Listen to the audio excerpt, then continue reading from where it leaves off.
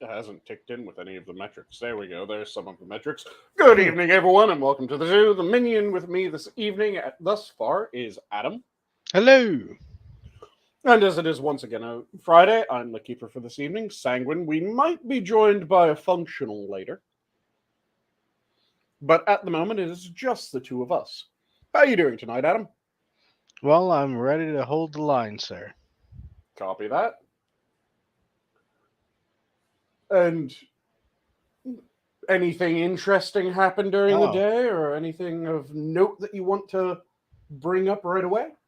Oh, right. Outside of uh yeah.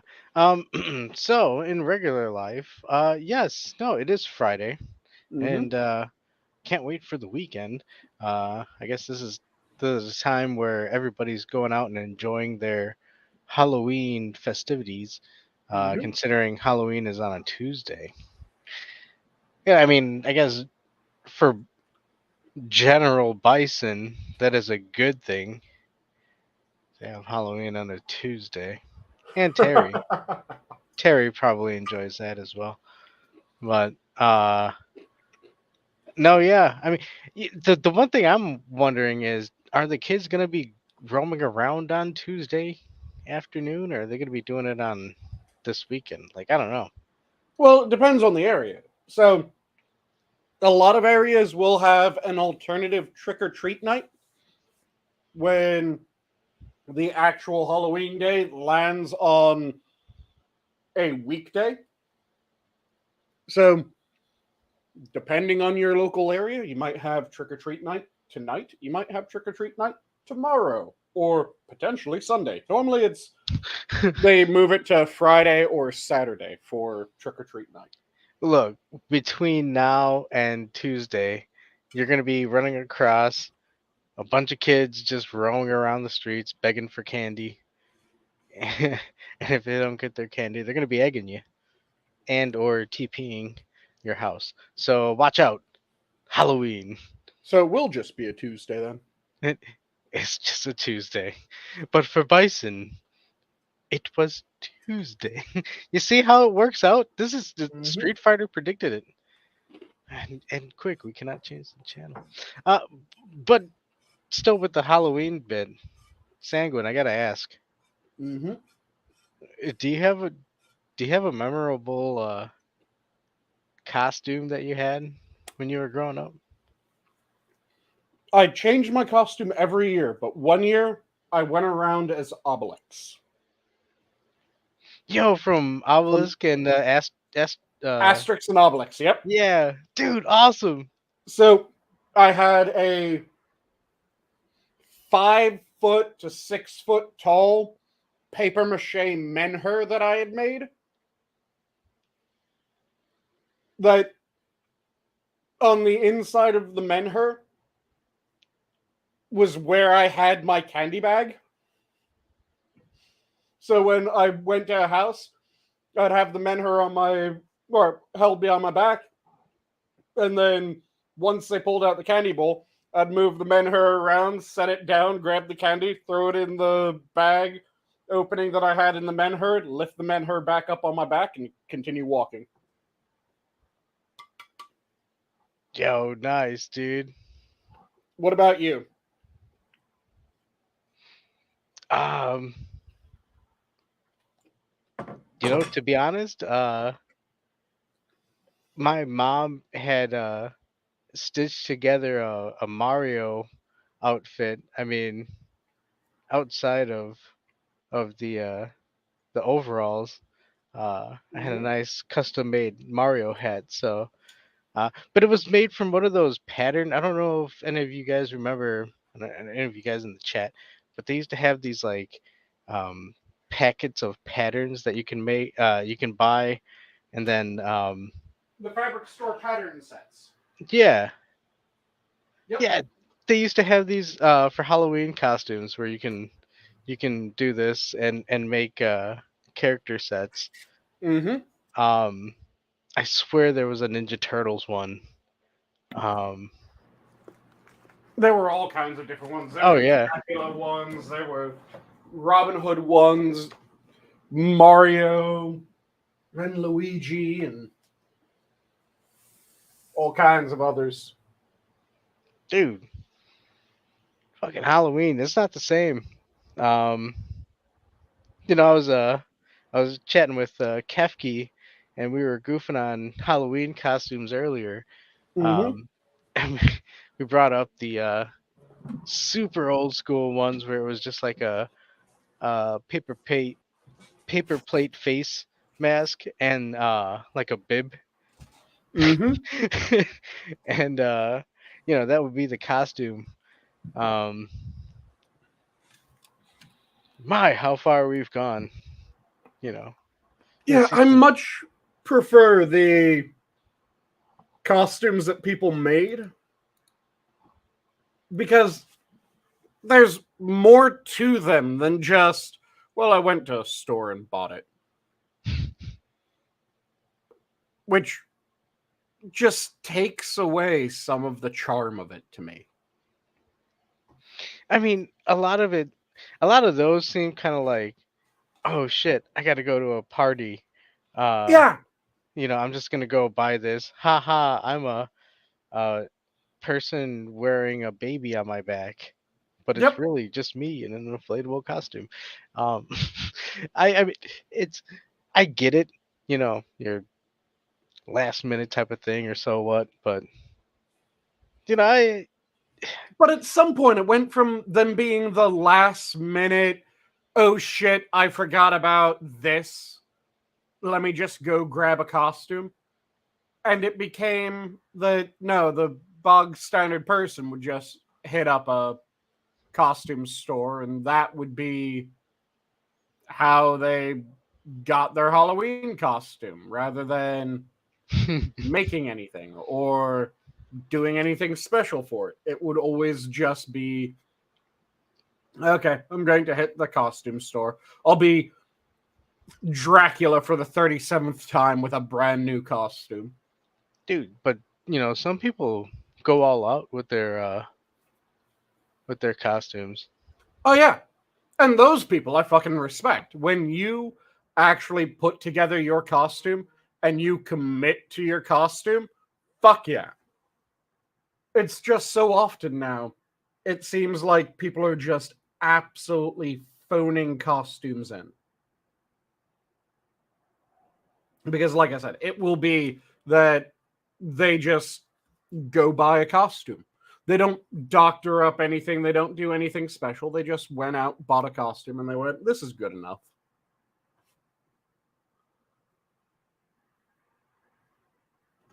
Which just seems a little bit cheap and like it isn't getting into the spirit to me. Oh yeah, no doubt. Um, you got to be at least putting some effort into it. Mm-hmm. Um, oh shit. Well, You have to. welcome, Rotten Corpse and Cannibalistic Wizard. Yep. Welcome you two, as well as Travis. Oh hey, Travis.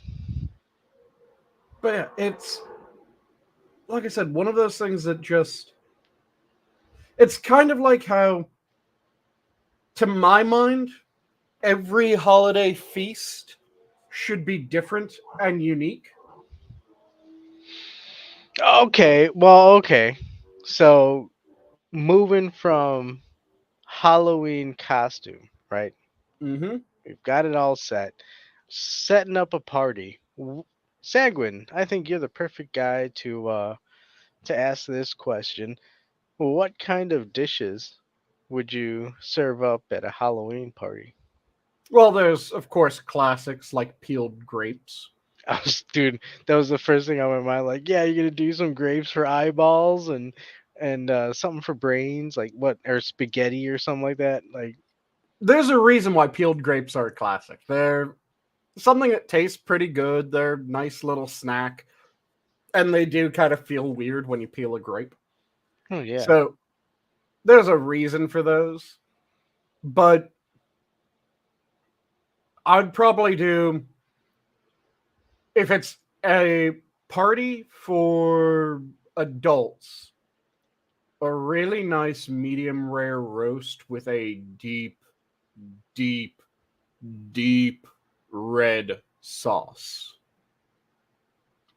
Red sauce. What do you mean with a red sauce? Like a red wine sauce, or? Not like a spaghetti sauce or a tomato base. Well, it might be tomato base, but it would be a like beef gravy. I just make sure that I really get the red coloration into it. And there's a bunch of different ways that you can get the color to shift red for a sauce like that. You can use mixed broths in order to get it ruddier, and you can mix in different ingredients like a bit of beet tends to turn it nicely red. But you can shift the color of the sauce. Just make sure that it came out really red at the end so that it's this nice blushing medium rare roast with this spoonful of blood red sauce over top. Then the side dish, I could go with a bunch of different side dishes. One option is risotto, and do a good risotto that matches with the flavors that I'd have in the sauce and in the beef. Another option would be just a simple mash, because who doesn't like a simple mash? And then it would be the dessert that would be the component that would be the most Halloween-esque, because that's when you could do jellies and shit like that with things floating in them, or you could do a molded cake so that it's in the shape that you want, and then frost it properly, get it nicely designed on the outside.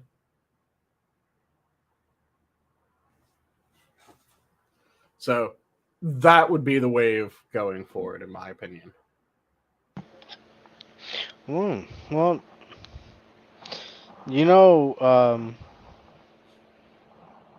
that all sounded very delicious.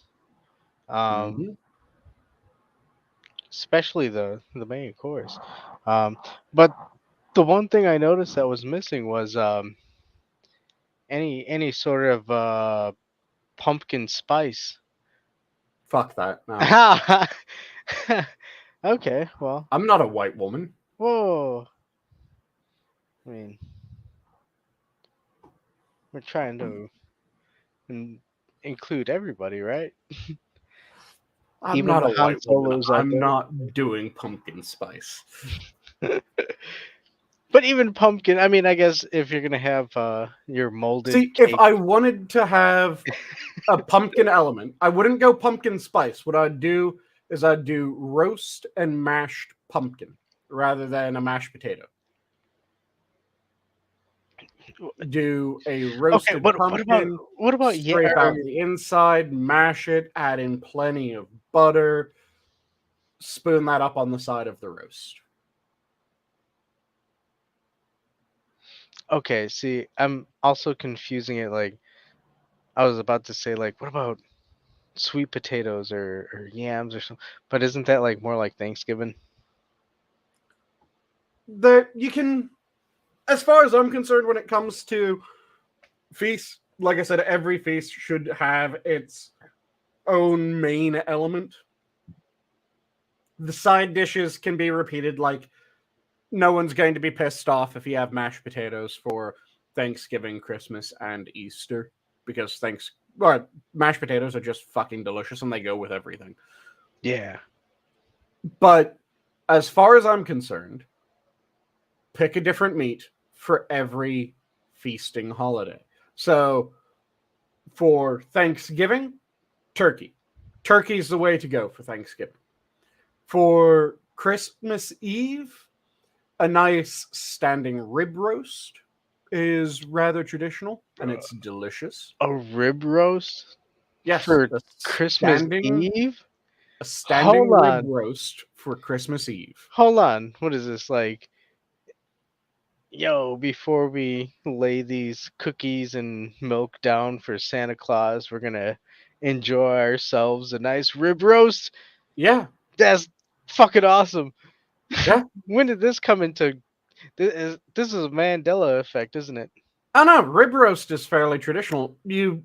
So if you're going for a really traditional English style Christmas and Christmas Eve, you'd have like a Wellington or a rib roast for your Christmas Eve. And Wellingtons or rib roasts are delicious, so hell yeah, why not go for one of those? Well, I mean, if, if you're offering, for sure.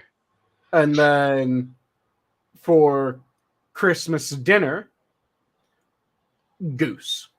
Goose. Goose. Wait, so is that allowing me carte blanche?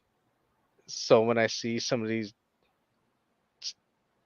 songs of bitch goose fucking crossing the road, I can eat one of them for Christmas? As long as they're cooked right and it's a healthy bird, they turn out delicious. Oh, So, goose for Christmas. dude, you're gonna see my my portrait for the persons who broke law because Nice. I shot a I shot a geese. Just suddenly the migratory patterns of all the geese that move through Chicago end up terminating in Chicago. It's good business. People want But their goose for dinner. yeah, goose is delicious. And then for Easter, roast ham or lamb. Oh yeah, ham. Do you put pineapple and cherries on your ham? I typically don't. Oh, I like a more. I'm not as much of a sweet and savory when it comes to meat. I prefer having a really nice, just savory, maybe slightly spiced ham rather than a sweet ham. spice. Are you talking additives or baked in spiced ham? And real quick before we go into that, I want to point out Cannibalistic Wizard says Sanguine made candy corn glazed ham yams topped with peeps, pumpkin infused cranberry sauce, and a desert of bone shaped churros injected with red grape jam. First off, Oh, the bone shaped churros. That actually sounds kind of fun and hold on, is that like that real? would be That's not pretty real. tasty. Don't, because candy corn, first off, candy corn, no. So there are people that And try then to use it peeps, in weird ways. I don't. sweet Lord Almighty. I'm not like I just said. I'm not really a sweet meat person. So sweet hams not really my thing. And Just sweet hams. I want. I only want one lady's sweet hams. Oh man, oh man. nice. That was But bad. the thing is that people. I don't personally like the what is it, stewed yams that are then coated with marshmallow that's then toasted off. I'm not really so much of a fan of that, but the people that are, I don't get why they would have a problems with or have a problem with someone going, you know what? I'm just going to use Peeps. That seems like the logical fucking extension of that dish. You're already putting a marshmallow crust with sugar on top of something. Why not just have something that's already marshmallow and sugar that you melt down on that son of a bitch? Well, and if you went to a fancy restaurant, instead of peeps, they would just use marshmallow fluff and then torch it with a fucking handheld torch. What the fuck is a churro? Churra, it's a Mexican fried dough. It's this dough mix that is then deep fried before being tossed in cinnamon sugar.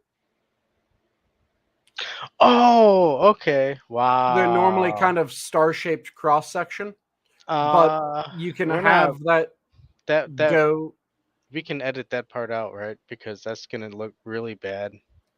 that you Uh, don't know what churros are. yeah. But yeah, you can have the dough that you can put in any shape. It doesn't have to be that star-shaped cross section. That's just most traditional. So yeah, you could do bone-shaped churros, deep fry those sons of bitches, and then get one of the donut filling bags and pipe some red jam into it, and that would be rather fucking tasty. I'm Just toss them in that cinnamon sugar, then pull them out, stick the actively piping bag inside, squeeze the jam or jelly inside. That'd be good.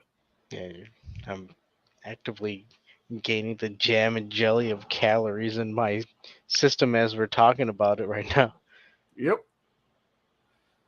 Yeah, that shit would be tasty. That's a good idea for a Halloween based dessert.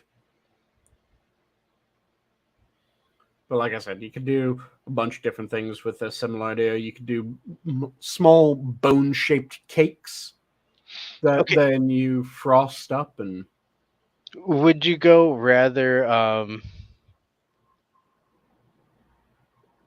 okay, so we've prepared the meal. Now mm-hmm. the theme, right? Are you going goofy, uh, like Adam's Family, the Munsters type of Halloween party, or are you going with slasher type Halloween party? I Or prefer the goofy Adams Family. yeah, you'd probably be able to enjoy the food a little bit easier. Yeah, and also Adams Family is just a classic. Adams Family, Munsters, hell yeah. Who doesn't like those? Wasn't there another one where it was like a vampire family or something like that? Well, there's the cartoon one where it's Dracula has a daughter, What? and then Jack's daughter? No, that yeah, was it was Hotel Hotel Transylvania. Transylvania. Yeah, Transylvania, yeah, yeah, that was pretty good. and there might have been another one, but the two big ones that stick out of my mind are Adam's Family and Monsters.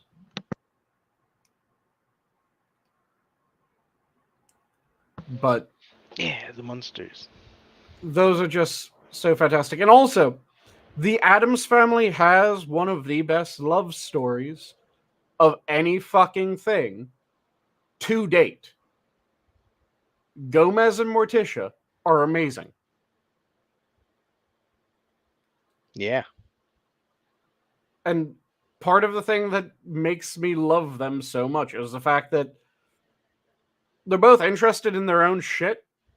Neither one sacrifices their interests or ignores their passions. They both just enjoy engaging in whatever they're interested in while being in the vicinity of each other, which is fantastic. And they also live in a very cool house. Mm-hmm. I believe it once was a museum. Oh, the actual house was a museum? Yeah. I would not be surprised if it was turned into a museum after the Adams Family. I know that it's in the theme song, the museum where you can see him, but No, I mean the the actual house, actual probably not. I don't know. oh, Um, that's a shame. It should have been turned into the Adams Family Museum. yeah, I don't think it lucked out. I mean, I don't know. Maybe the Tim Burton house is still there. I don't know. They didn't luck out like the Goonies house. I know the Goonies house is still there.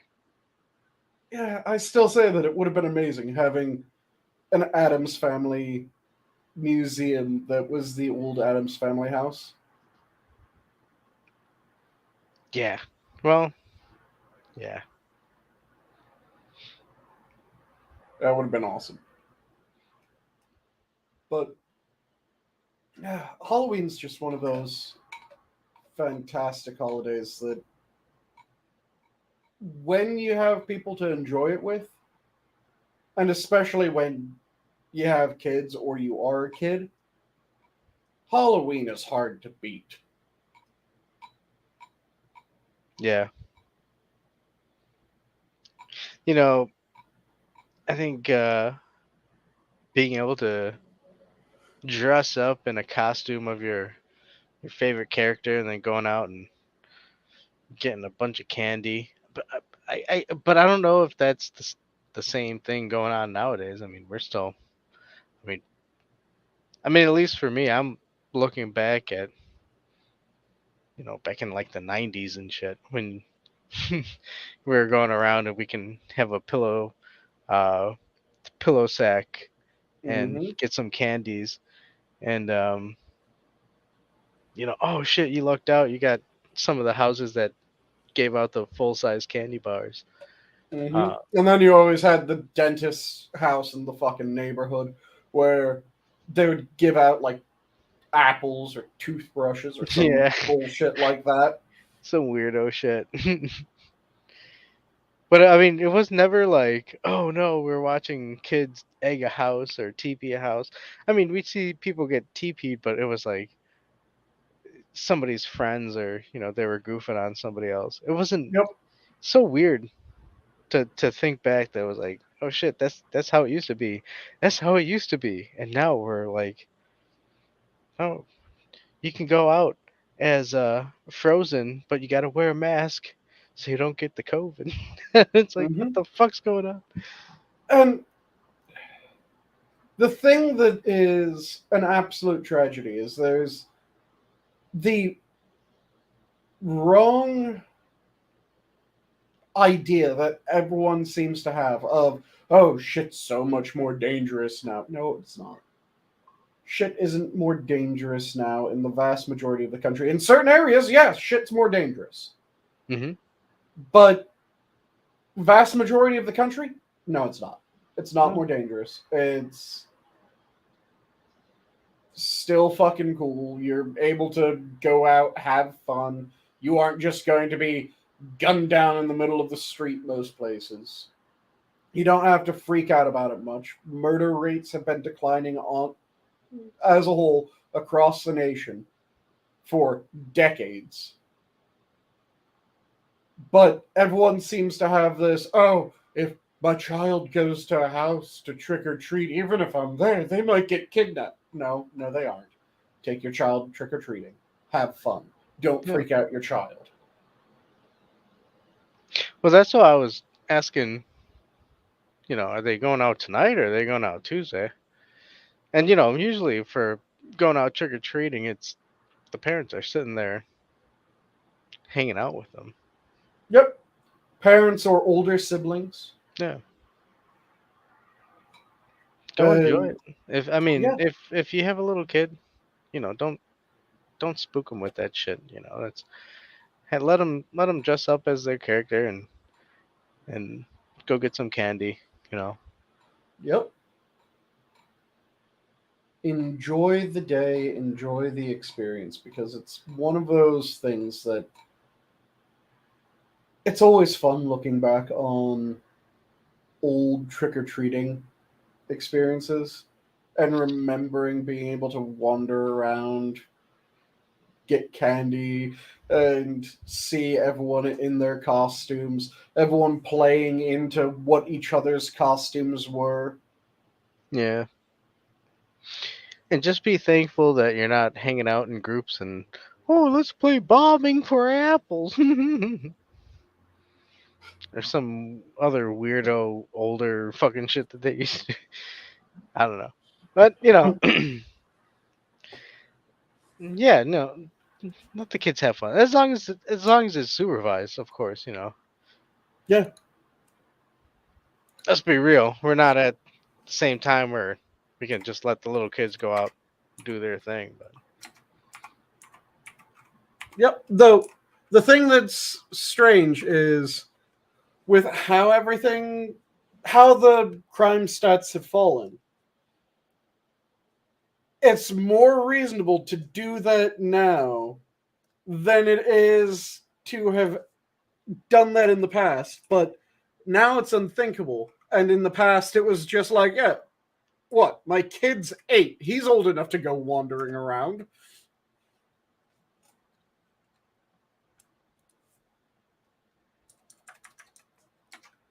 well, that's the thing about crime stats, though, is you're reading reports of incidents that happened as opposed to things that are going to happen.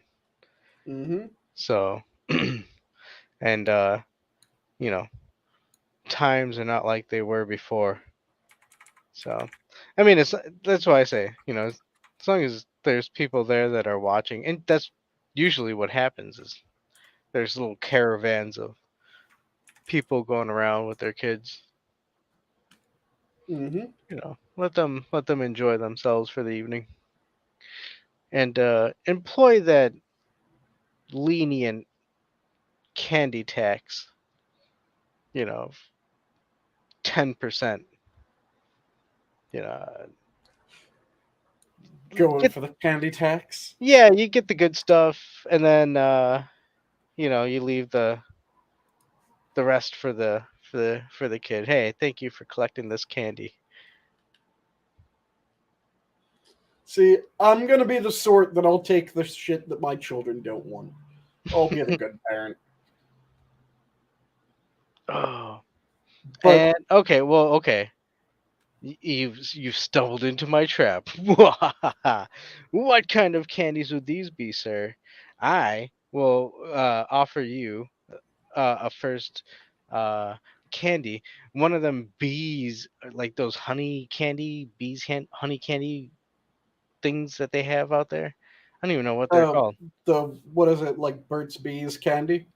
Yeah, I think yeah. I just know it. I see it. It's yellow, and it Yep. it says honey. And no, I don't want that. Um, so that is immediate trade off for me. So what are you offering, sir? See, the candies that I always got rid of were candy corn was the first to go. Oh shit. Okay, yeah. Damn it. I should have gone with that because fuck candy corn. Sorry, Kefki, but fuck candy corn. The second candy to go after candy corn was always the non-chocolate Tootsie Rolls. Wait, what? You know those non-chocolate Tootsie Rolls? They're like berry flavor and fruit flavored Tootsie Rolls. They also have the vanilla Tootsie Rolls. They have different flavored Tootsie Rolls? How, do you not remember those?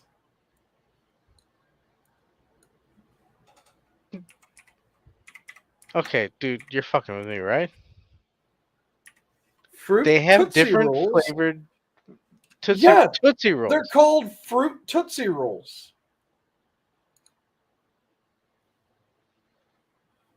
And they had a whole bunch of different flavors. But no, but Tootsie Roll is like its own flavor. It's not an No, actual chocolate. It's you have Tootsie Rolls, which are a chocolate Tootsie Roll.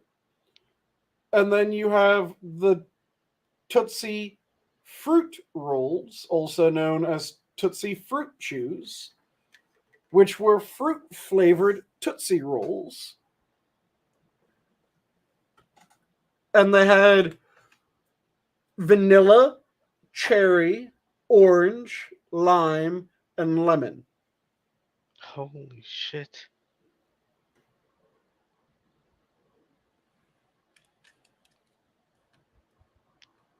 So the Wow. second ones to go after candy corn was always fruit Tootsie Rolls.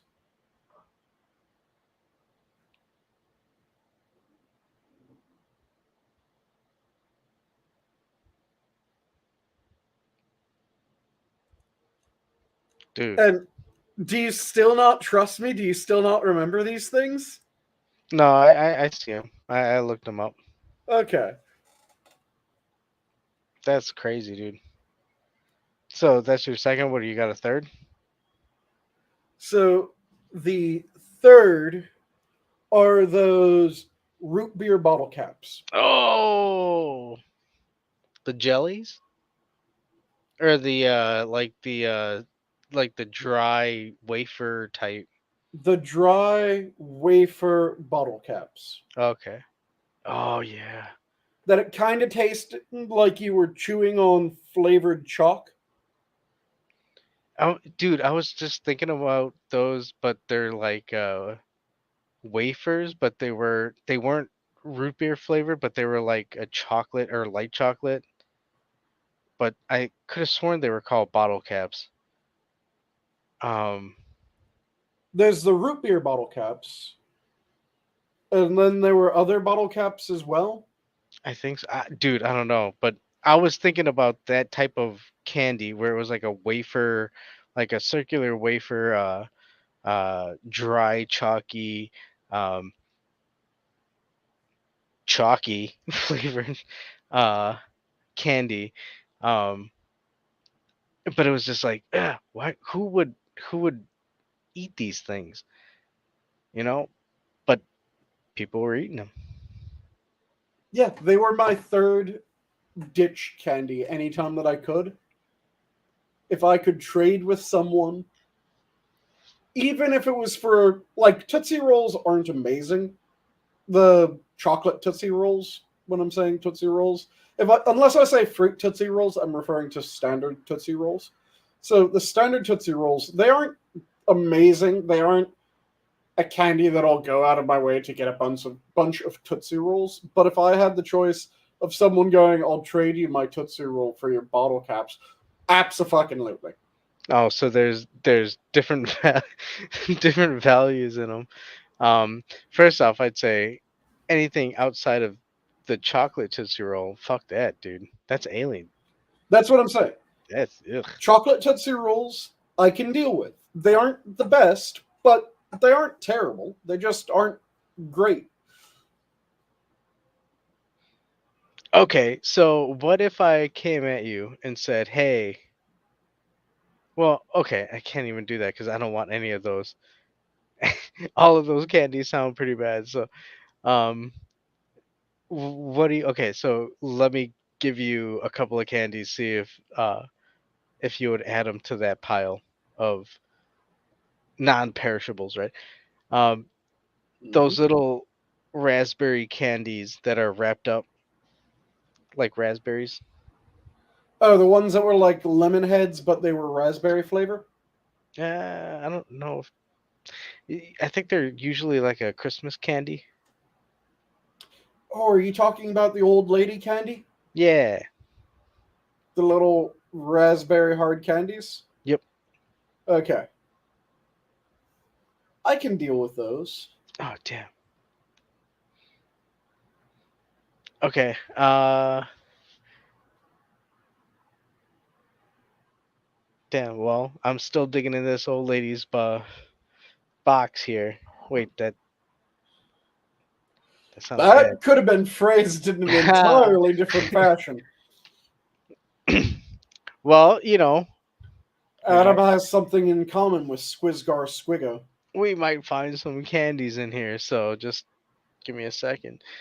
What If about they're from an old lady's box, they're all in the trade pile. what about that Werther's caramel The candies? Werther's original, Yeah. that would be in the I'm open to trade pile. Unopened. Okay. I had the I'm absolutely trading, I'm open to trade, and then nope, fuck you, these stay. Those were my three piles. Uh, um. All right. So So in let me. the Okay. these stay, it would be like Kit Kats. I'm never trading away Kit Kats. It would be the good licorice. So there's the shitty licorice, like the. Oh, hold on. Before you go on, let me dig out one more candies from this box before I close it up. There's only so much that you can keep it open before it starts draining itself. Let me see here. Good Uh, God, the old woman's box draining itself. That is not a phrase that you wanted to have said. so speaking of licorice, I got a couple of pieces of this black licorice. Well, I want to say I'm not surprised, but I'm not surprised. There's some black licorice here. Black licorice I always gave to my mom. Oh, you give it to your mom? Yeah, my mom loves black licorice. Oh, well, the more you know. Yeah, Well, she I'm loves gonna black licorice. She loves salted black licorice. I'm gonna go ahead and close up this tin because I think there's just like assorted cookies. Uh, but that's a different discussion. That's not Halloween discussion. So I'm gonna close That this just box up. reminded me. I was really tempted when I was on my birthday vacation to, as one of my souvenirs, buy one of the tins of Danish cookies Ooh. that always become the old woman's sewing tin. Oh yeah. Well, I mean, it's perfect place to stash the threads and needles and other stuff that goes with Yep, it. I just found it absolutely hilarious though, because everywhere I went, I would see those Danish cookie tins, and every time I was going, "Oh look, an old woman's sewing supplies." um, cannibalistic wizard. Why does Adam smell like mummified fish? Um, I come from the sea and I'm a well preserved. Haha, waka waka. That was a horrible, horrible joke, but that was the safest one that I can come up with. Um, Well, you already started with saying that you're reaching into an old woman's box. I think it wrote itself. I don't see anything dirty on that. I mean, the old lady offered me her box to search through. So, I mean, That didn't exactly help with that wording. The old lady offered you her box. but that's what happened. There was no fish or water involved, but I mean, we can continue. Uh, Halloween. Chat, what are you going for as Halloween? On Halloween, what kind of costumes are you going to come up with? JB is now wondering if you're grandpa. Yes, I am now your grandpa. Okay. Like I said, apparently you have something in common with Squizgar Squiggo. Why does it have to be squeakies? Do you remember Metalocalypse? I I know I know the show, but I am not familiar with that song. Well, it's not a song. Squizgar Squiggo is the lead guitarist for Metalocalypse. And Oh, he has a thing for what he calls G-MILFs. Gmails. Oh, yes. Grandmothers. Yo, once again, I'm informing you. I was just describing what was offered to me from this very kind and surprisingly loving uh, aged woman. So I don't see anything sexual there, but yeah, Halloween. Yep. But yeah, Halloween's always fun. And like I said, it's more fun when you actually making up your costume rather than just going for a pre-bought. Yeah, and or um, I think current day costumes are kind of, you know, Yeah, I saw on the X, uh, the that motherfucker isn't real lady. I guess she's a costume, and it's like, eh.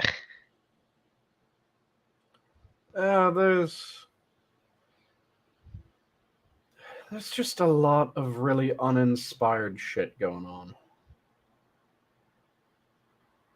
which is irksome as hell. It is. Because it just keeps on happening where someone will just pump out utter horse shit and they'll think that they did something amazing. No, you're just ruining something. I think it was recently a poll was done of various Americans trying to figure out if anyone was actually interested in seeing a continuation of a series or if they wanted new series, new things being made. It was something like 75% of people came back, make new shit.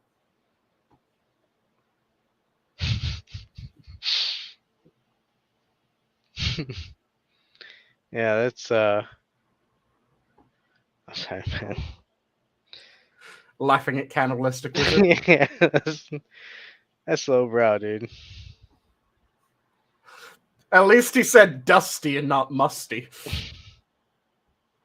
It's just not fair. It's like he he saw me enjoying myself when the Mexican government unleashed those two alien corpses that they showed. I couldn't help myself. that that tube of lube was right next to me, and I just went wild. And he had to go to Mexico in order to get the real deal. I was like, yeehaw!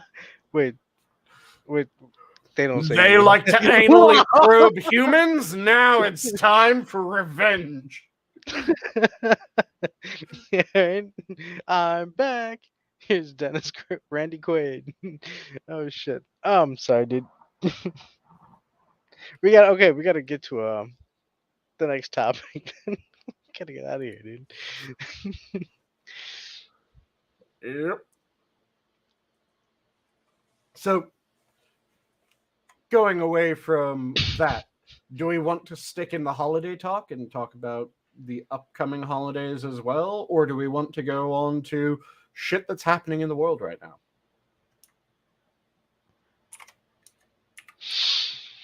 Oh shit. Well,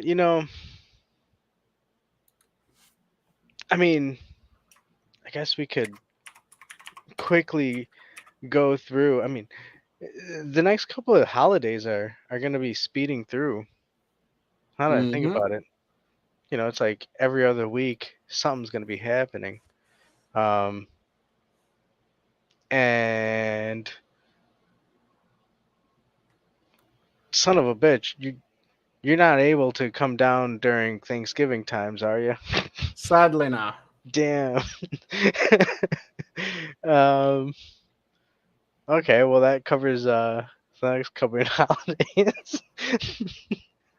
But yeah, Thanksgiving's coming up, so plenty of good food. Oh my And god. you're ready for the people that end up spouting absolute horse shit again? Wait, what do you mean? For what? For Thanksgiving? The Thanksgiving horse shit every time that it happens. There's always the people that come out of the woodwork and go, Thanksgiving is based on a myth, and start absolutely shitting the bed while having a bitch and moan. Because look at what the Americans did to the Native Americans. Okay. Oh no. It annoys me every time because I know you know the story of this, Of but the pilgrims and of the actual origin of Thanksgiving. Oh yeah. No, yeah. Yeah, I know you know this story. A lot of people don't know the actual story behind Thanksgiving. And the problem is that the quasi myth of Thanksgiving, it's a nice story. It's nowhere near as good of a story as the actual origin of Thanksgiving. And the counter myth that people keep on trying to espouse is more mythical than the quasi myth. And it's just a shit story throughout. Which pisses me off every fucking year because I have to hear these people bitch and moan about how, well, this never actually happened. No, the event never happened in the exact way that it says it did in the quasi myth of Thanksgiving because the story is a composite. It's a composite story of about 6 different events all merged into one to have a more flowing narrative. I mean, I think sooner than later we'll find out that a lot of our history has been slightly adjusted to fit a simpler story. But yes, you're correct. Uh, Two things I want to bring up real quick. Yep. One, um, I think I find it funny that maybe we can make it before Halloween comes up. We're bringing up Thanksgiving as opposed to Christmas. Yeah, Uh, that was so partially intentional. so we need a Thanksgiving song that we could combat Mariah Carey. But the second thing was I did want to talk about I mean if you want if you're okay with it because again it's your show. I didn't want to overstep, Mm-hmm. but spooky movies. Um Mm-hmm. and if you've seen them and I really want to see some of these older ones because I've never seen them. Um, Ah, but yeah, going back to the Thanksgiving, um, I agree. Yeah, a conglomerate of multiple stories into one. yep. And the thing is that, like I said, it's a nice story. The quasi myth, and it's a quasi myth because it isn't completely mythical. It's just a amalgamation. It's combining stories that each of those stories happened. It just merges all of the details into one, making it one story rather than 6 separate stories. So that story, do you know when it was developed? I want to say the late 1500s. So the combination of those 6 events actually occurred right after Gettysburg. Wait. You're talking about the the actual like kind of government recognition of it or the The creation of that story happened right after Gettysburg oh yeah, because no, yeah, because Lincoln wanted a means of wanted a holiday to unify the country. yeah. So he told his advisors to find fucking anything. Anything that could be used to unify the people. Didn't matter what it was, find a story that could be one that belongs to every American in equal measure. And the story that they came upon was, well, first of all, there was the day of Thanksgiving after the Revolutionary War, meant to celebrate the victory in the Revolutionary War. That's a really good start. That shows that there's some sort of tradition of a day of Thanksgiving. But they wanted more, so they continued looking, and then they found each of the 6 stories and they combined them into one continuous narrative of settlers go to an area, they start having trouble, they get help from the natives are then repaid come the next harvest season when a large feast is held by the settlers and the natives are invited. There's about 6 different stories where those events played out. They were all merged into one right after Gettysburg in order to make this quasi myth. Hmm. And that's when And they added the part where Pugsley comes in a turkey costume and sings, "Eat me! Hey, it's Thanksgiving Day. Eat me!" now that was added in the 90s during Oh, the movie. So, oh, right. My bad. but there was that quasi myth. It was started, though that does then lead to the obvious question of, okay, why is it that that was done? Well, it was done because it was decided that there needs to be something that unites the American people because it's towards the end of the Civil War.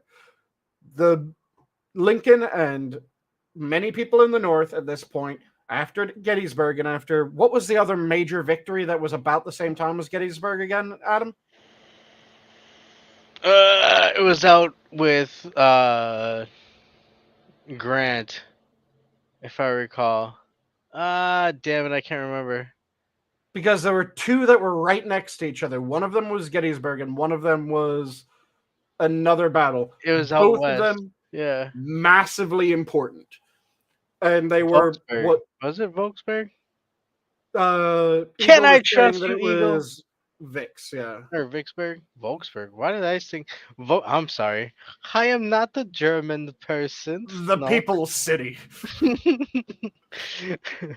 Yeah, Vicksburg.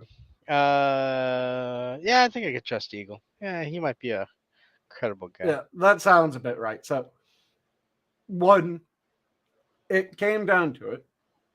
These 2 battles had happened. The Union, including Lincoln and a good chunk of his generals, realized that the war is winding down. That it's just a matter of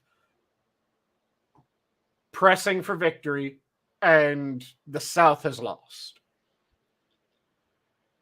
So Lincoln wanted to come up with a holiday that would celebrate these 2 victories without making it a holiday based on these 2 victories. That every American, including the South, could partake in this holiday. And he wanted it to be a holiday where people came together. He wanted it to be a holiday where people would look to the future as they look to what's happened in the past year. Give thanks for what's happened, look to the future, hope for more, while gathered around sharing a meal. That's an amazing fucking story. That's the That is true. origin of the holiday. That's why it happened. It was meant to be this union of a fractured nation that was meant to make it so that everyone on every side of the conflict could join together and enjoy their time at the table, that they could talk, they could laugh, they could reminisce about the previous year, about the successes that they had, about the good things that have happened to them, and be happy for change, because it has been years of fighting brother against brother, and now it's time to think about healing. That's the meaning of Thanksgiving. That's the reason why it has all the aspects that it does. It has, anytime that you have a feasting holidays are meant to bring people together. That's one of the main points of it being a feasting holiday. You get everyone together around the table. You're eating, you're drinking. People like each other more when you're eating and drinking together. Well, I mean, it trickles down to uh just like family joining together at the dinner table. Yep. and sharing stories and laughing. And I mean, even dude, even when you were talking, just thinking about when we were hanging out and sharing a meal, it's yeah, it's just breaking that bread together and hanging out, eating food together. I mean, It's that innate sense of companionship from eating together. yeah. And Hold on. First off, okay. Let's not get lost in the weeds. Before we mhm, go, not before we go, before we get too lost in the weeds, but talking about Thanksgiving. And yes, I agree. Uh, I like the meal things, and I can't wait uh till we get, I guess, maybe a week or two in, that we can start talking Thanksgiving foods, because oh mhm. my God, that's the best part of this times. But I really wanted to address. JB says Dixieland is a good song, still in my opinion, and I agree. There's a lot of good bangers. I hate to say it on the southern side. One that I was It's recently, one of those depressing things. People with fucked up ideologies for some reason have amazing songs. dude. Okay, so I play this game on Steam called War for Rights, and it's a Civil War first-person shooter game. Mhm. And it's super realistic, right? Or Yep. not super realistic, virtual real, but it's a really good game. Um, there was one point we were playing, and if you have the headset on, you get the radial uh, audio, Mhm. and somebody on the southern side during a charge was playing, just blasting this music, and I finally found it, and it's a song called "The Southern Wagon." Mhm. And I was sitting there and I was like, I'm listening to it, and I'm like, I'd never play as the Confederates. I only play as the Union. Um, and it's just funny to me. I'm listening to this song as I'm playing as the Union. I'm like, yeah, dude. Mhm. I'm standing in line. They're like, yeah, all right, everybody, reload. And I'm like, yeah, Southern wagon going. They don't know I got my earbuds on. Mhm.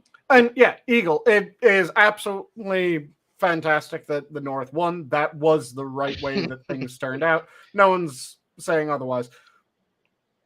I'm Yeah, saying that for some reason, fucked up people tend to be fantastic at writing songs. I don't get it. I don't know why, but some of the Southern songs really fucking good for the dude, they're time. bangers, dude. Yeah. Some of the Nazi songs really fucking good for some reason, as long as you don't understand what the fuck they're saying. Some of the Soviet songs really fucking good for some reason. I don't get what it is about fucked up people being able to make good songs, but for some goddamn reason it happens. Oh well, yeah. We might not ever find out why. They have the touch. Yep. But yeah, no. I mean, outside of the Civil War stuff, Oh, but as I was saying, with the original story, that's the original story of how Thanksgiving came to be. That's a mhm. fucking amazing story. That's the story that, yeah, have the quasi myth still talked about from time to time, but the story that people should actually learn about the first Thanksgiving as we know it should be the story of Lincoln and his advisors crafting this holiday to be a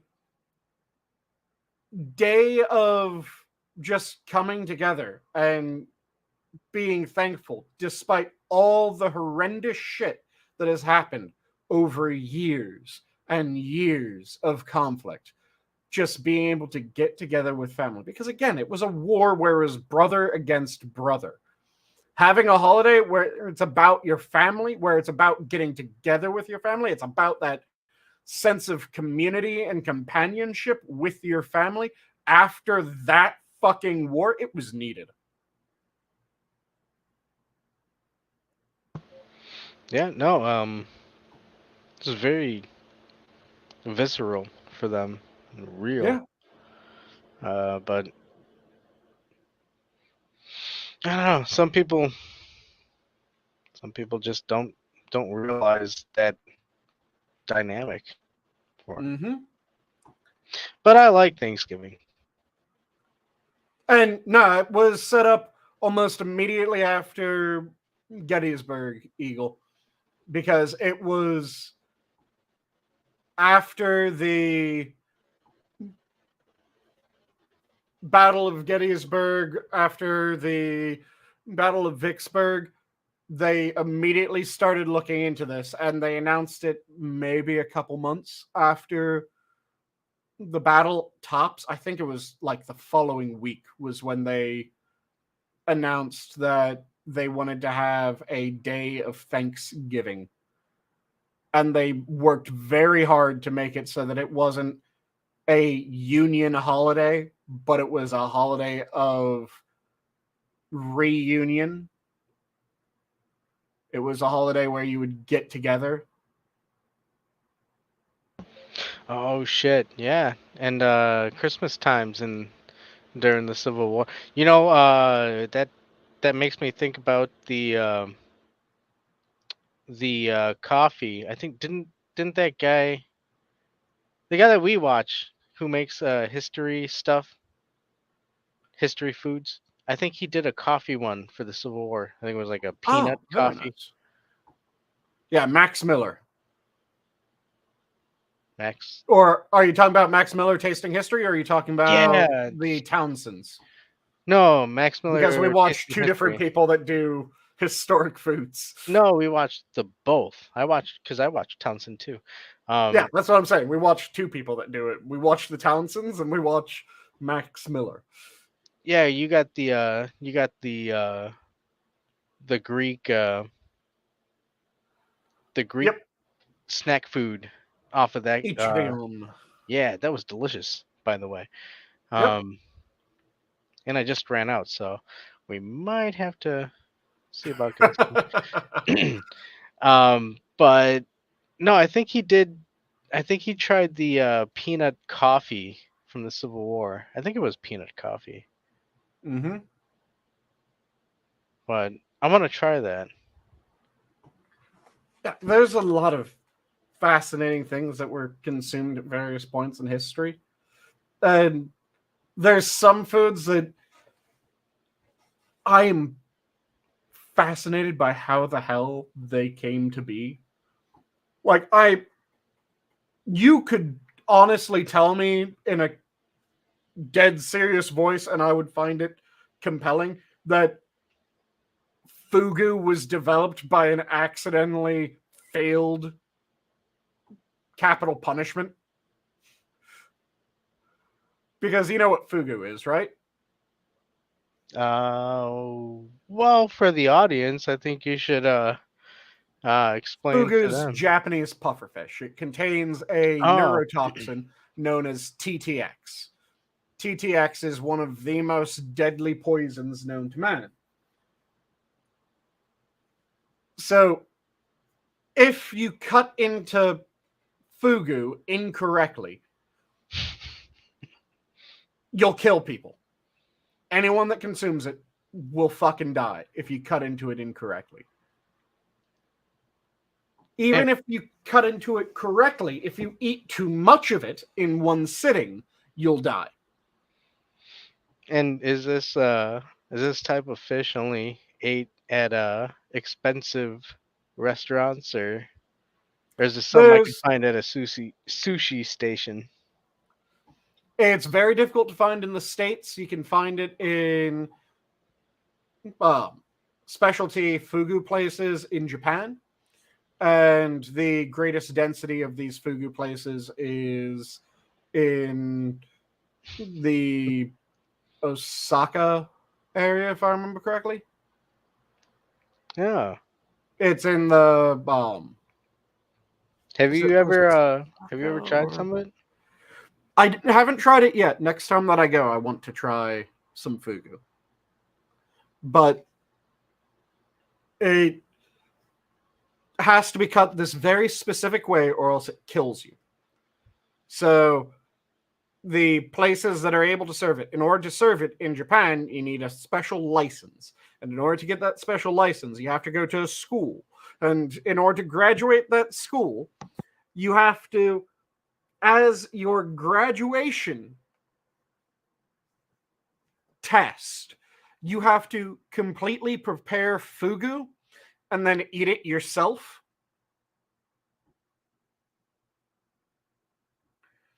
Because if you fuck up in that preparation, you die. That's the fail of that test. If you fail your fugu preparation test, you're dead. Damn. Well, I guess you're not going to be getting your money back for the failed classes then, huh? Oh, There's Adam, no you just did a remedial fugu. Wah, fugu wah, wah. preparation courses. Yeah. Wait. Damn it. See, now you just got me thinking about getting some sushi. Mm-hmm. Hey, speaking of which, did you talk about what you made for dinner? I have not as of yet. Ah, well, I had chicken skewers with some onion and tomato roasted up after being marinated with a Mediterranean marinade. Kind of like a cross between a chicken gyro and a shawarma marinade. That then put those under the salamander or under the broiler, got some nice color, cooked them through, and a bowl of rice, which was done with chicken stock and my uh, good salt, as well as my, what is that called again? I have the taki powder. That's what it is. My taki powder that I used for it. And I served that up with a Duchess Red as well as a finger of Ardbeg Korivrekken.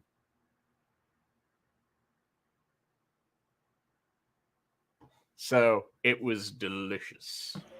oh, wait, what was that? A koi frecken? Korivrekken. It's a Scotch. Oh, Ardbeg Korivrekken. that sounds delicious, sir. It is. Ardbeg is a fantastic Islay Scotch. So if you don't like peated Scotches or heavily peated Scotches, you won't like Isleys. So if you don't like peat, you won't like Ardbeg. Hmm. But it's a really, really nice Ardbeg. It's in between the 10-year and the 18, kind of smack dab in the middle of them. Really nice taste to it. I do also have one of their specialty runs, their heavy vapors, which ends up being very chocolatey, delicious.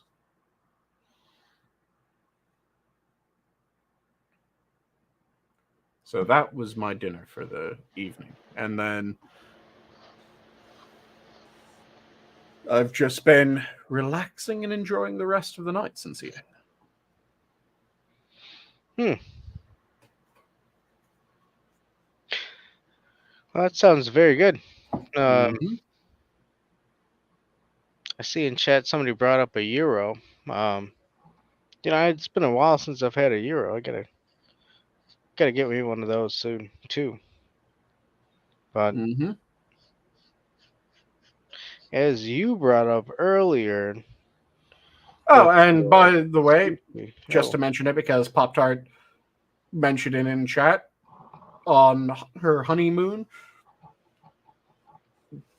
Fantastic to hear that you two tied the knot officially. oh yeah. Hey, congratulations. Sorry to cut you off. You can continue. Just wanted to quickly cut in with that since Pop Tart just mentioned it in Oh chat. no, that's just me stuffing my face with the free sushi platter, and all of a sudden, oh, congratulations, Pop Tart. But yeah, gyros are delicious. I love a good gyro. And this rice bowl that I made, very fucking good. So I will most likely be repeating this recipe. You wouldn't like it just due to the onion, but you'd like every other part of it. Ah, onions. Yep. It was red onion skewered on and cooked until it had just the right amount of char on it. It was delicious.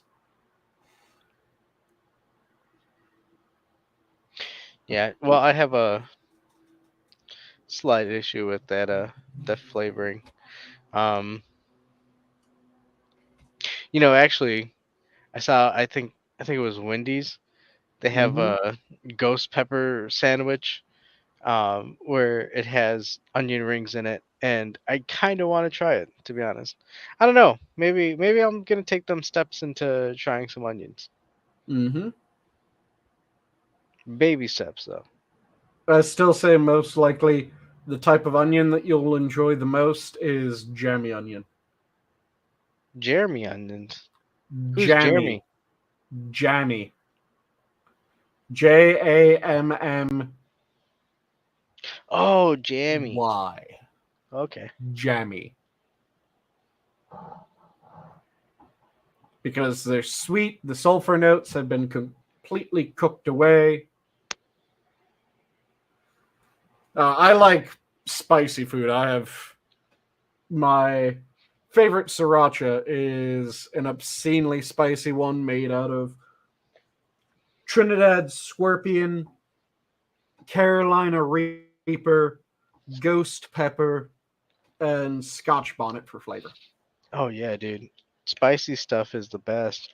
Um, I know it's probably not good for you or Mm-hmm. whatever, but if you're sitting there like even with like sushi, like I'll put so much wasabi on it, it's like I'll eat it and I'll just start crying Mm-hmm. and and it's like, dude, it's so good though.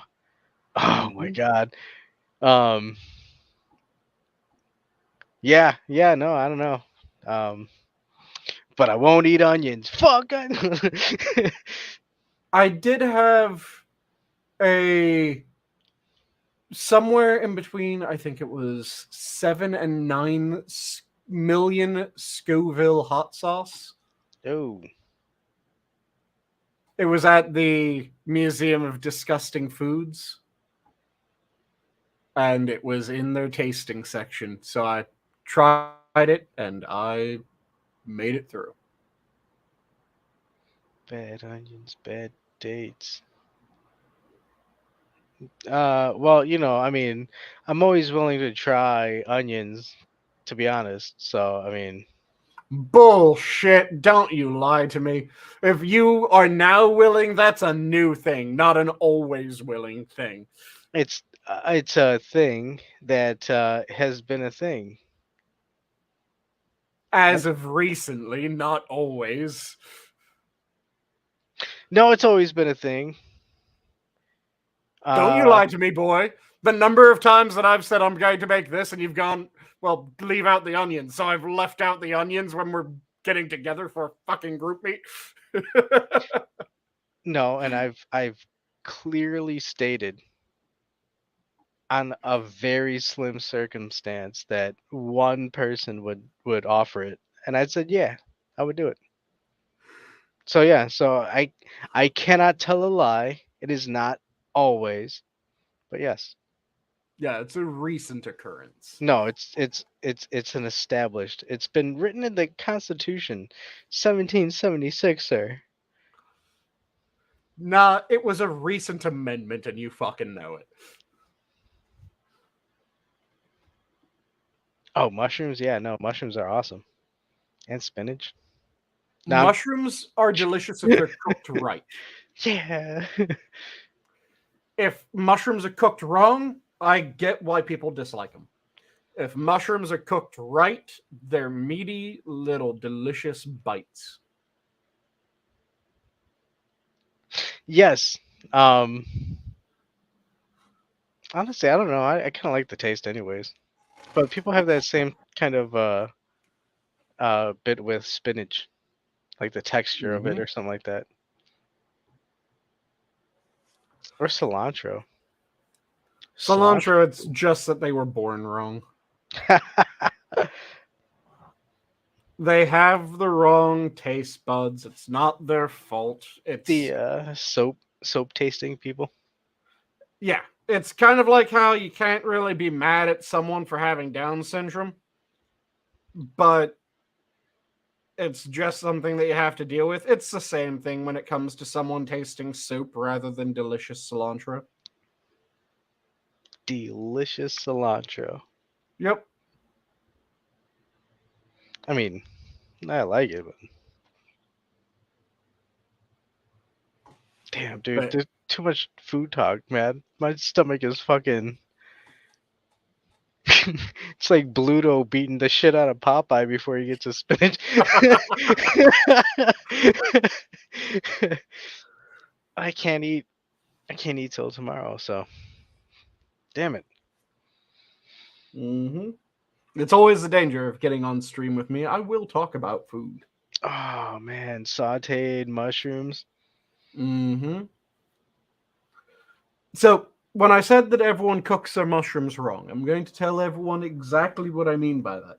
When you look at the average recipe, and when I say the average recipe, I mean I have not seen a single recipe tell you to cook mushrooms at the right fucking point in the process. So when you look at a normal recipe, it'll have you adding things in at different points. For some fucking reason, almost every recipe has you add mushrooms as the one of the last ingredients. Oh shit. Okay, hold on. I got two questions, dude. Shoot. Wait. I'm sorry. I said Did, shoot. no, did you shoot a question before me? Nope. I Oh. just had to yawn for a quick moment. Well, talking about mushrooms. Um, do you ever use cream of mushroom? Just eat Yeah. it normally, I've used it for or do pork you just chops, rice, and mushroom soup. so you use it as an ingredient? Yes. Huh. I was wondering that. I don't think. I think the only cream of well, okay, that could go very, very dark. But cream of broccoli is the only kind of soup that I would eat. Cream of mushroom soup, I don't know. Cream of is there a cream of tomato? Cream of potato? No, there's cream of mushroom, Cream of onion? cream of onion, cream of asparagus, There's a cream of asparagus? cream of chicken. Cream of chicken, but that's like again, that's an ingredient. Mm-hmm. That's like a broth. Yeah, all of these end up being ingredients to me.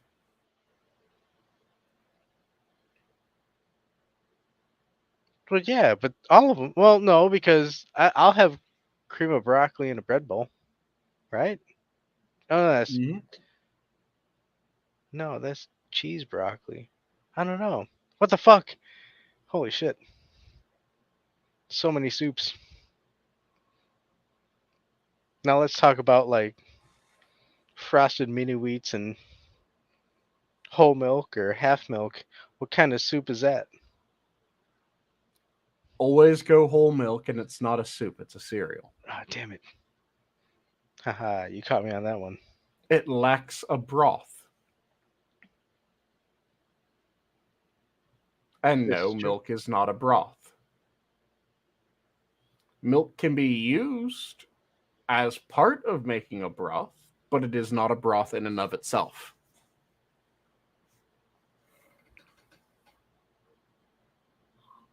So it has And duplicitous nature.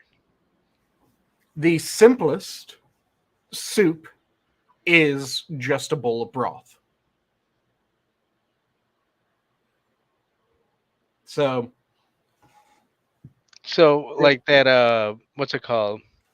Porg? Porge? Porg? Porgy? That porridge. yeah, that cold potato soup that the Russians eat. Oh, the one that's kind of like Poogie? uh vichyssoise. Vicious that's is that what it's called? See, dude, I think Vichyssoise honestly, I is think I have a I have jumped into potato a and different leek soup. timeline. Holy shit. Okay. There is a Russian variant of it. I can't remember the name of the Russian variant, Yeah. but for the French, it's vichyssoise, and for the Irish, that would be colcannon soup. Oh shit. Dude, speaking of France, I know this guy. Um he hangs out in the Discords. He recently visited France. Um I wish I had asked him to take some pictures of the caves. Wasn't there some cave paintings in France? Yep, there's cave paintings that have been found in France.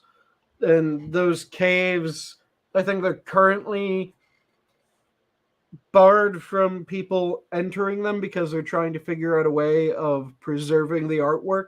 No. Since as people kept on going in and out of the caves started having massive issue with mold.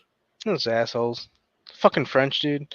Um but no, he he recently came back from his visit, from his tour de France, and Mm-hmm. I guess he had to take a COVID test, and I, was, I guess it's not private, but he tested positive. And I'm like, oh no, he's gonna fucking start wearing a French beret and watching fucking Jerry Lewis movies and smoking cigarettes and shit. He's going to come back and he's going to be so poor he can't even afford a language. All he has is a stupid accent. She's right, you know, we all talk like Marie Chevalier. Ho ho Oh ho. no, he's gonna be started wearing a stripe wearing shirt and oh no. That is Oh, still the one of my French. favorite things from any movie about the French. Just that moment from History of the World. We are so poor we can't even afford a language. All we have is this stupid accent. She's right, you know. We all talk or walk around talking like Marie Chevalier. Ho ho ho. Dude, I'm not gonna lie though. Some of the some of the food that he was posting, uh, holy shit. Mm-hmm. The French can make some food. That they can, though. Others can make it as well or better. Whoa, whoa, whoa, whoa, whoa. Look, Ratatouille is doing his best. Okay? He's slicing up them he's slicing up them potatoes very nicely. Okay, I just glanced over at chat and I have no clue what prompted that from Eagle, another alleged pedo. Who are you What talking the about? hell? How do you get to Is it there? again your speech to text? And if so, what the fuck were you trying to say?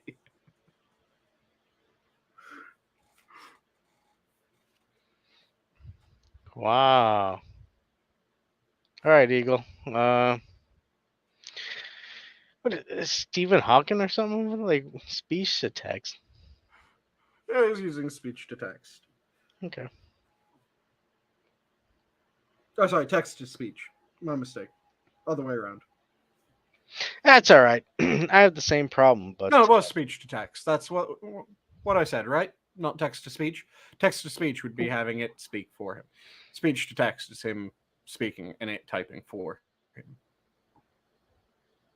He's using speech to text. Oh, Roman Polanski. Yes. The Peter. Oh, Marie Chevalier is accused Peter. Okay. I know Roman Polanski, who's also hiding over in France, if I remember correctly. And Hollywood keeps on trying to defend Roman Polanski, despite him being a avowed and disgusting chomo. There are plenty of French dudes, yes. That is a correct statement to make. One might even say that there's too many French dudes. Well, I don't know. I won't make that comment. But I will say, wow, the conversations we've had so far have been quite varied. Yeah, yep. To say the least, dude. There were many famous French communists. The thing that communists constantly point to is, see, this worked, was the French Commune, because the French Commune was a thing until it collapsed and was taken over. The Paris Commune, rather, was. Wouldn't be surprised if there's some communist Frenchies out there still. Yep. Like I said, there's a fair number of communist French.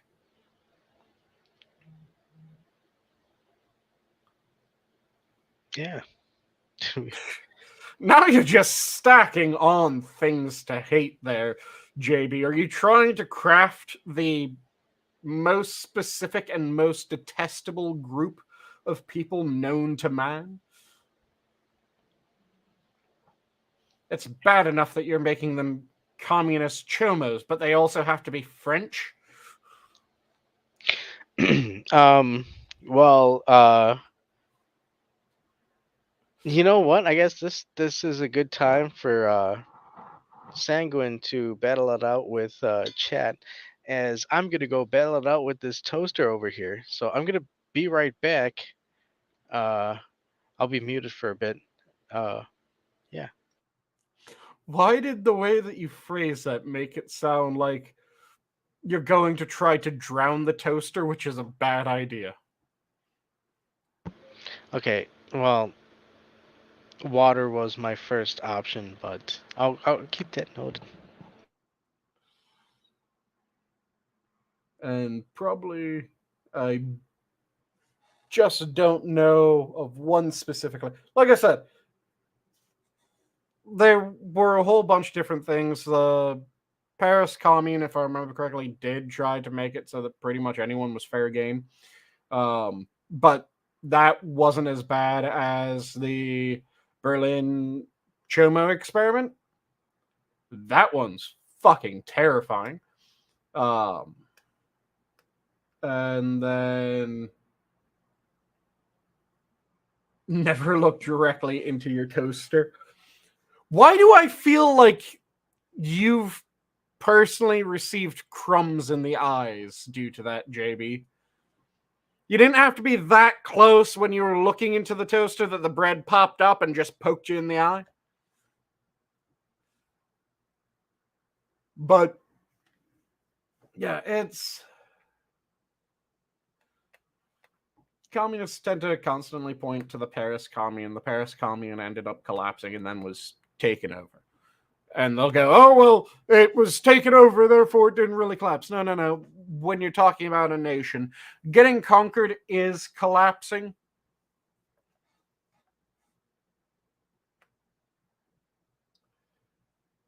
And that is not a good thing. Also, speaking about nations and things collapsing, there's the shit show going on in the Middle East right now with Israel and Palestine, that people are constantly trying to make excuses for Palestine. And also, one of the things that pisses me off the most about the shit going on is, Why the fuck did anyone decide that a common goddamn strategy for war was a war crime? And by that, I mean, why do people think that you should be forced to provide energy, water, and food to the nation that is actively at war with you? I think that it should be a war crime if you're starving an area that is not at war with you. That's fucked up. That should be a war crime. But if someone's actively fighting you and you go, well, fuck you, you don't get your water, you don't get your food, you don't get your energy, that's just common fucking sense. Because it makes no goddamn sense to provision your enemy. What did I miss? I started ranting about Israel and Palestine and how it's bullshit that some numbnuts decided that it's a war crime to withhold water and power from an enemy nation. And I said that no, withholding water and power from a people that have capitulated, that should be a war crime. That's fucked up. But if someone's actively fighting you, going, no, you don't get your energy lines now. I'm not going to provide you with the resources that you need in order to fight me.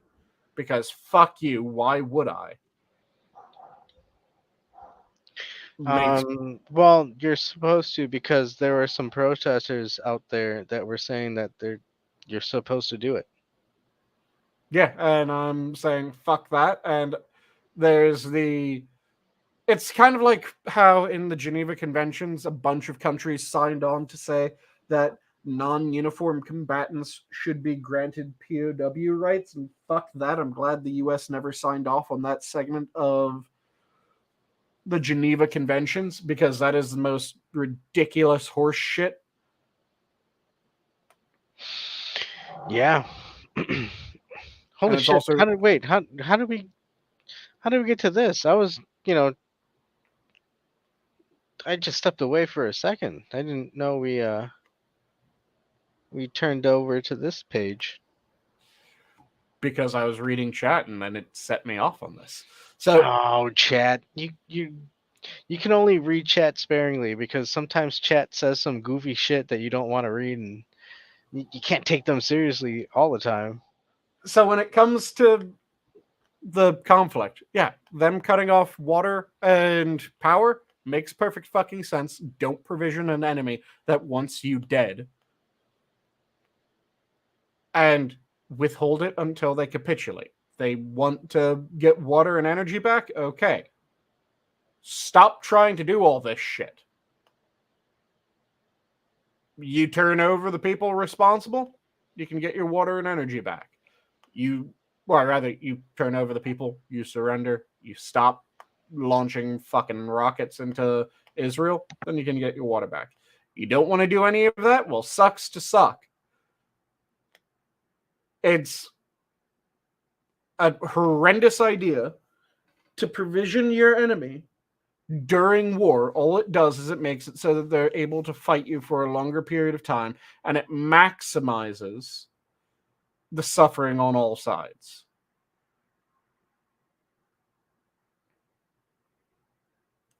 And JB, we're told to leave. There's some issues with that. Namely, Hamas has been booby trapping each route when they've been told that there's a route out of their area. So there was a video that was passed around not terribly long ago during the first round of Israel going, flee this area. This route will be open. I think it was the northern route that they were talking about. The northern route will be open. Palestinians started to pour through the northern route. And then there's a video that got passed around saying that the Israelis had been doing bombing runs on the corridor to leave.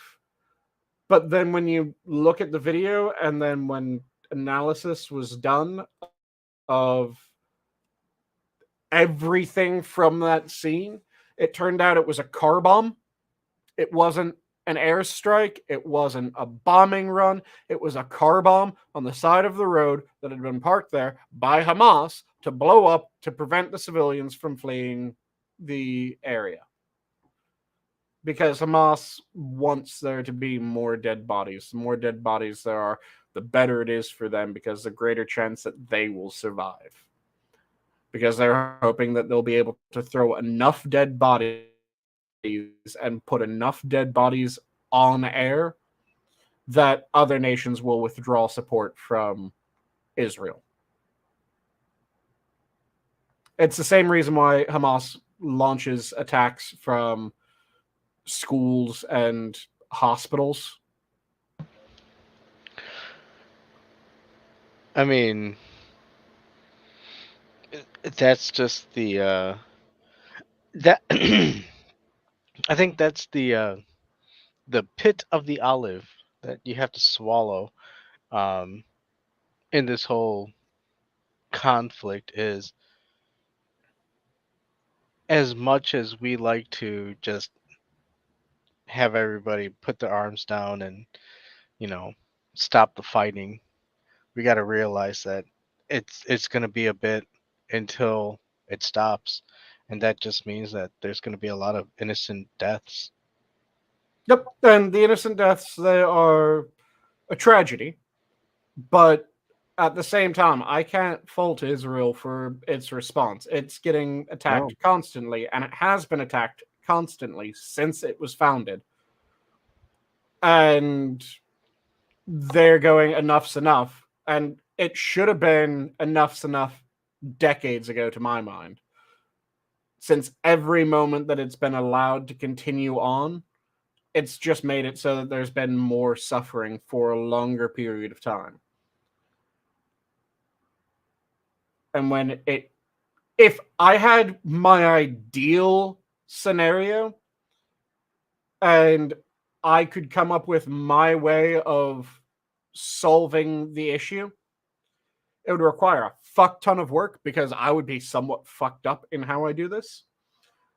I would figure out the leadership of the group, and then I'd figure out every single person associated with the leadership that is within the organization.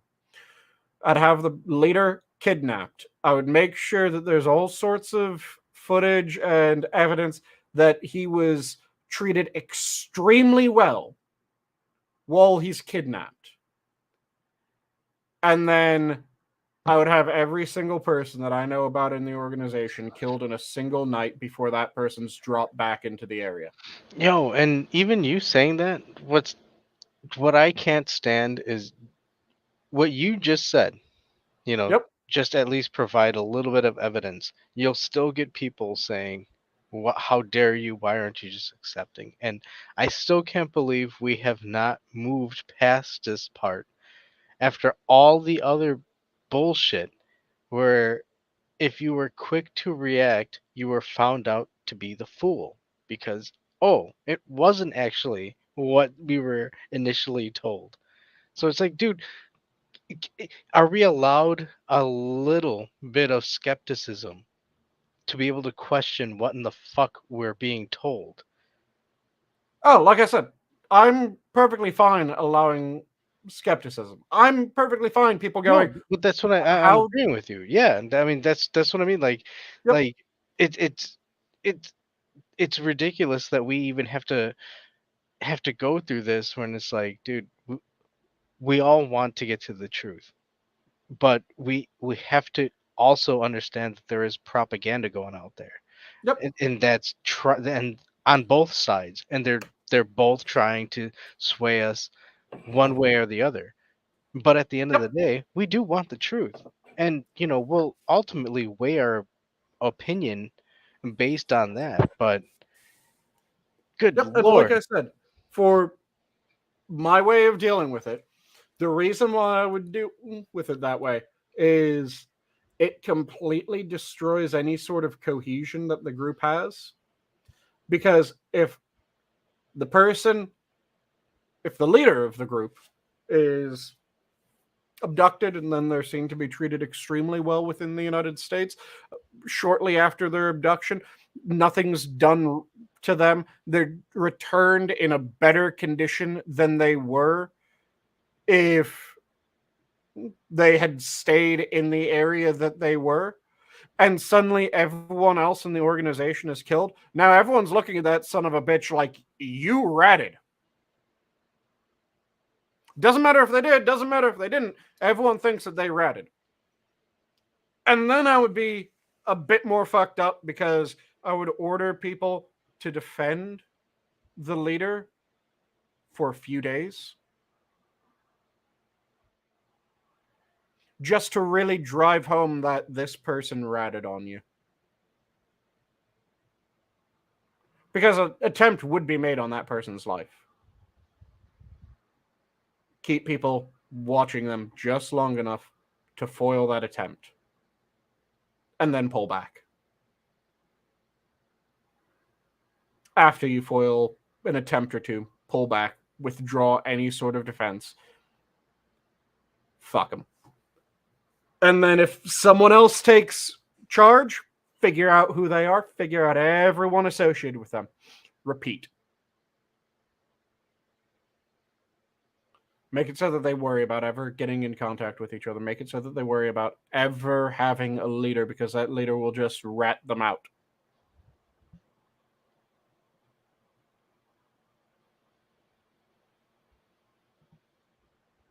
That would be my fucked up way of dealing with it. Because just taking out the leadership does nothing. Taking out the leadership makes them a martyr.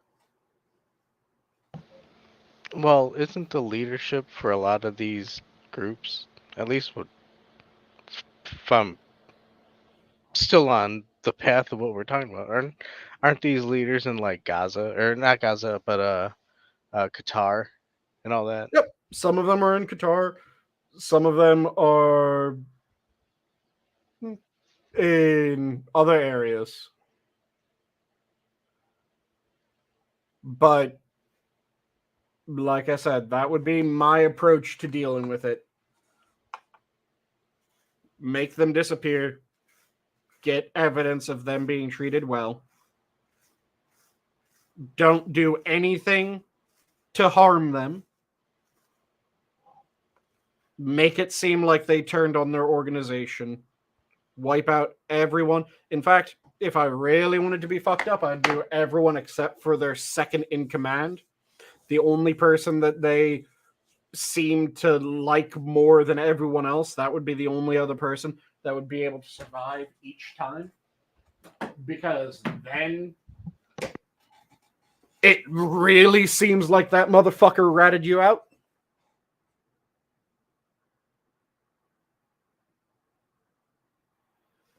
And by making it be destroyed by itself from the inside rather than just taking out the leadership, and by doing it in a way that sows distrust, it makes it so that it can't really form back up properly.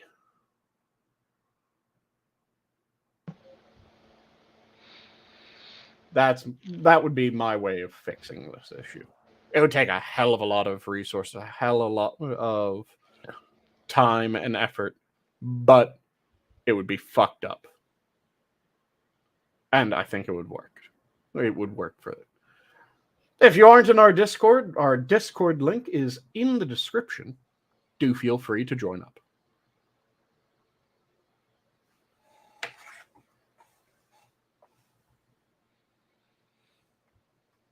Holy shit.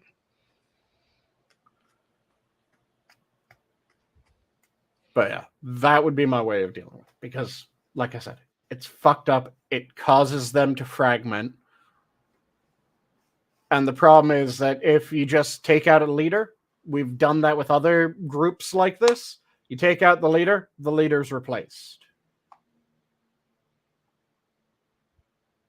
If you make them doubt their leader, if you make them want to take out their leader, ooh, that does something interesting.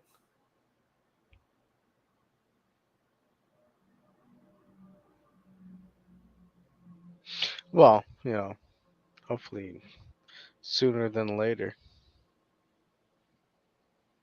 Yep.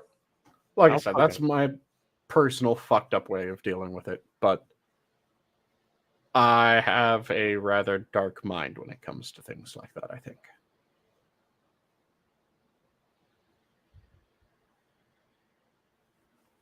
You have a good one, JB. Yeah, thanks for hanging out. Yep. Thanks for joining in. So it is nearly at the 30 mark. Do we want to do parting words and then say goodbye to the fine people? Or do you have a topic that you want to toss out and chat about? Actually, yes, I did. Okay. I wanted to address the unfair treatment of former president. Well, I guess not former president. One, Woodrow Wilson. I think he has Fuck been Woodrow Wilson. That rat bastard should never be thought of fondly. okay.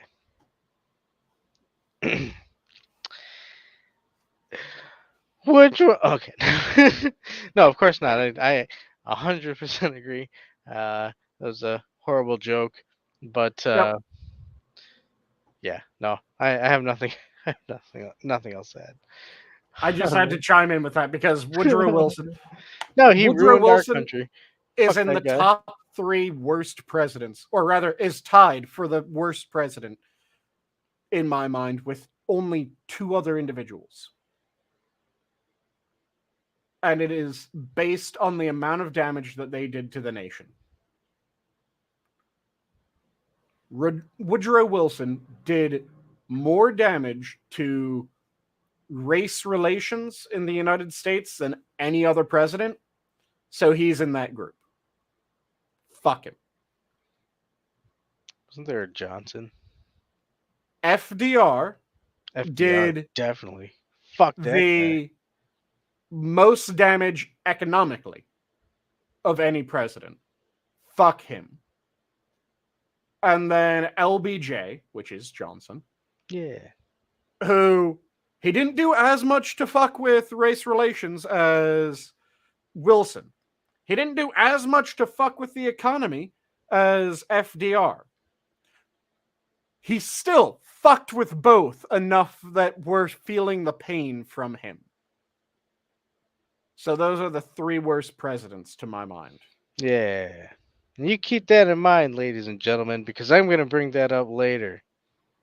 I'm going to bring it up maybe Sunday or Monday. Who knows?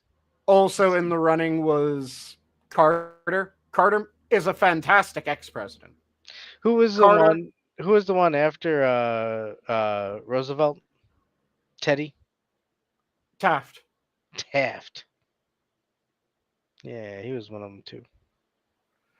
Taft, I think, is one that gets a lot of blame for shit that he shouldn't necessarily get the blame for. He wasn't a great president, but I don't think that he was one of the worst presidents. He made a far better Supreme Court justice than he did president. Yeah.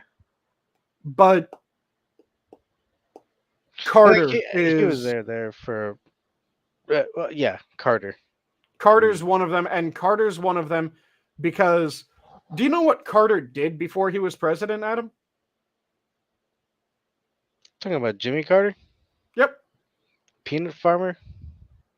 Other than being a peanut farmer. Do you know what he did when he was in the Navy? What do you do? He was a nuclear engineer. Oh, So he was extremely knowledgeable about nuclear power plants. Do you know what event happened while he was in office? That has people shit scared of nuclear power to this fucking day? is it a Japanese plant? No, Fukushima was just in this past decade. Oh, yeah. The event that happened while Carter was in office was 3 Mile Island. Oh shit, yeah. So when 3 Mile Island happened, Carter got a pretty much pamphlet, or not pamphlet, but got a report. There's another word that was a profile on the incident. And he read this. People that were present when he did so have come out and said, yeah, when he read it, he personally dismissed it. And he personally dismissed it because, again, he knew nuclear power generation. He saw what was talked about, and he went, oh, this is a non-issue. This is fine. Nothing happened here. The amount of radiation that came out of the main stack was 3 Atlantic flights. That's nothing. There's absolutely nothing to freak out about, so he didn't freak out. Do you know what he did when it came to the public, though? Care to guess what he did when it came to the public? What did he do?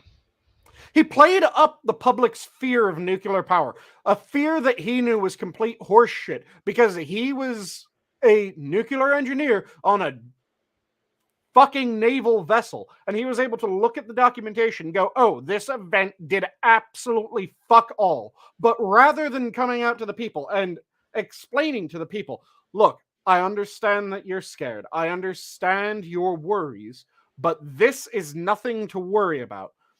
I worked with this shit when I was in the Navy. I know what I'm talking about in this instance. This is what happened. This is how it was already solved before there was anything that could have even remotely been a problem, before it was even possible for anyone to have detected that there was a problem. The problem was already solved. We have the safest generators in the world. We're doing an amazing job. And we need to know this. We need to know how we've handled things. Here's all the information. Rather than doing that, he built into the fear that people had of nuclear power, because the side that had the most worry when it came to nuclear power was his own side. So it was politically expedient to play into the fears of his voters rather than explaining that, nope, this is fine. This is nothing to worry about. Everything is going to be okay.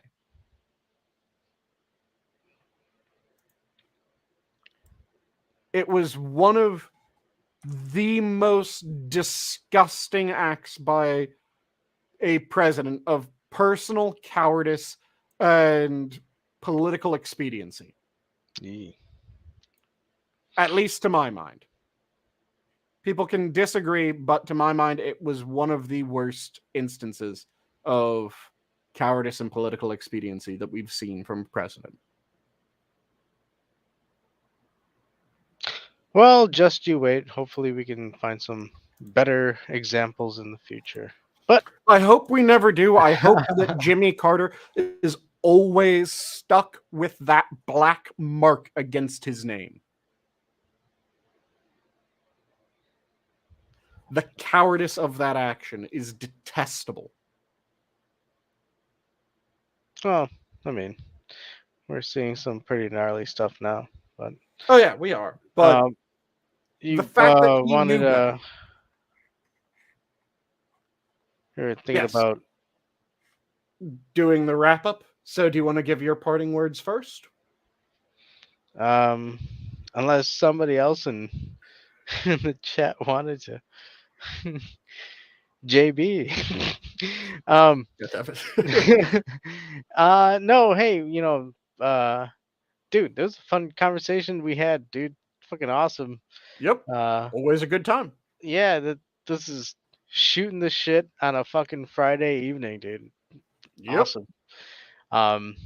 But and hey, everybody in chat, thanks for and hanging out. and giving your very valid inputs. Is wonderful. Um, but I will say, uh, God bless. I love y'all, and good night, my dove. And I'll leave off with my standard. If you're passionate about something, make sure that you devour it and don't let it devour you. Have a good night, all. The zoo is closed. Night. Good night. Now